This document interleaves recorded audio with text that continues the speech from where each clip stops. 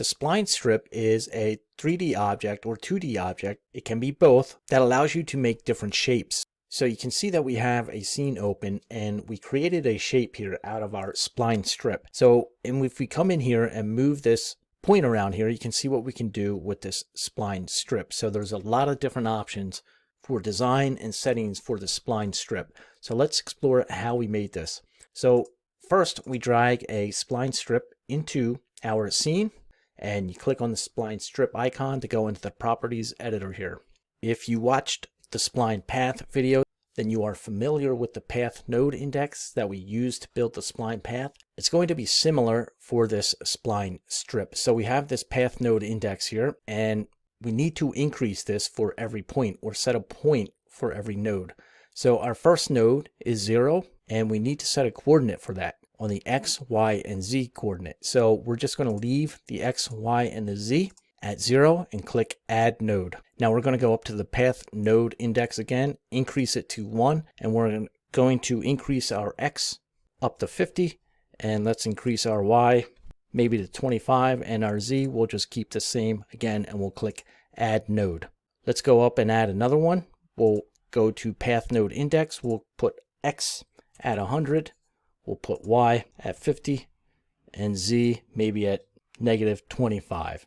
Just random numbers. We'll click Add Node, and we're going to do one more here. We'll go to X equals 150, our Y will equal 100, and our Z will equal 0, and we'll click Add Node again. Now I have my nodes, but we still don't see anything. So I'm going to come down here into my path length and start adjusting this up. And as I adjust it up, I'll begin to see my spline strip grow here. And in our scene editor window, you can see the little line as it grows as we increase our path length. So if we go into our transformation axis editor, and we'll just scale this up a little bit so that we'll start to see this, what's happening a little bit better here. And I'm going to rotate it a little bit as well, and we'll go back into our spline strip and explore more of the options. There are a lot of options in here, so you just may need to play around with some of them to get the exact shape that you want. So first, I'm just going to drag a material on it so we'll see this a little bit better here. And I turn my bounding box off. Now over in our spline strip editor again, we also have this path start. Much like the path length, we can adjust the start position of our spline strip. And if you want it to start at the very beginning, you just set it to 0. There's a path alignment. It's set to free right now, but if you change it to topography, it's just going to straighten that line out. So we'll keep it at free. There's also an option here for show path, and when you turn show path on, you can see the path there that you created with your nodes. And if you come up and turn interactive mode on, you'll get an option for node size underneath that. And if we increase our node size, you can see that it adds these little nodes here and lets us see where they are. So now with our interactive mode on and our scripts here enabled in our scene editor, we can grab one of these nodes and move it around where we want.